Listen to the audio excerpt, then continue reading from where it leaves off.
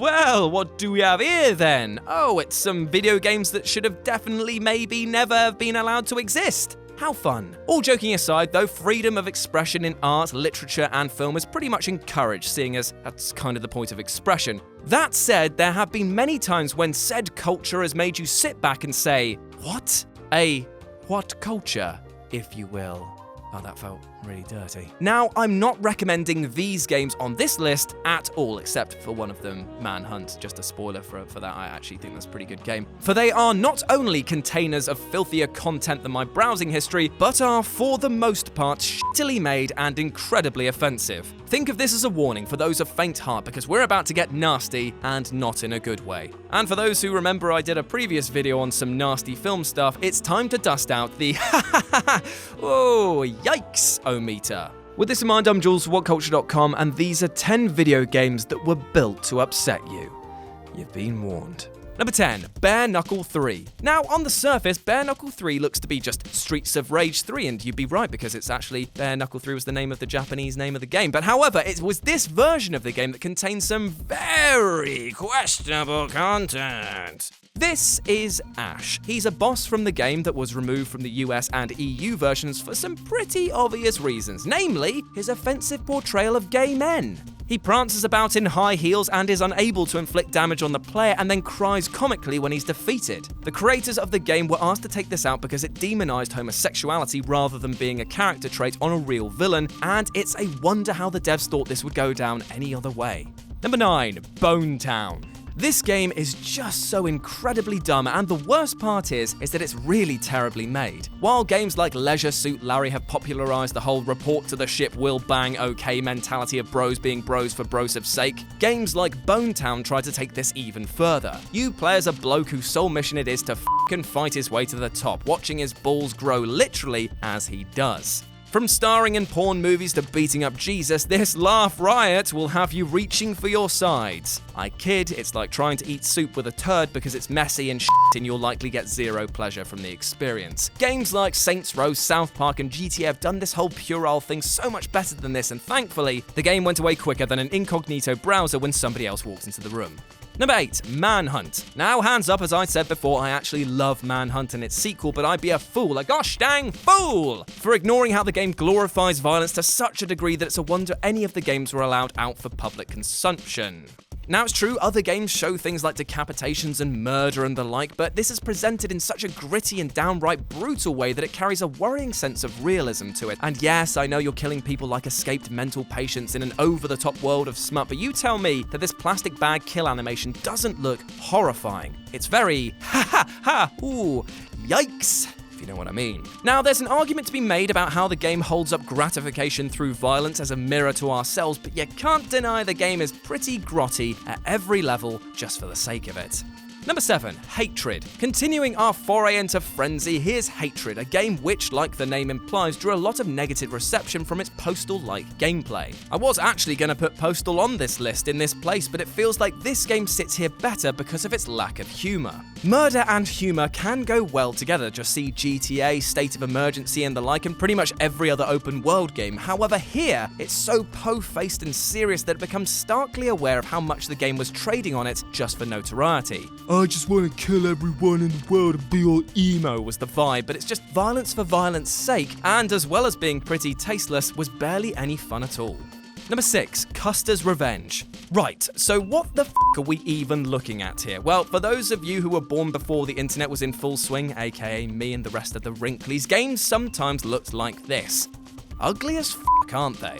Custers Revenge was released on the Atari 2600, but didn't let the processing power of the unit hold it back from trying to get porn into households around the world. It's in this pretty awful game you control Custer, who has to dodge arrows to get from one side of the screen to the other. Seems pretty okay so far, doesn't it? Yet, to quote Scott Tailford, well, you're actually dodging arrows to get to this woman who is tied to a post, and then you rape her. Oh yes, that's a thing. Ooh, yikes. It's a game which mocks the hardships of Native Americans at the hands of European settlers and uses rape as a prize. It's no wonder it courted controversy in the 80s and still does to this day.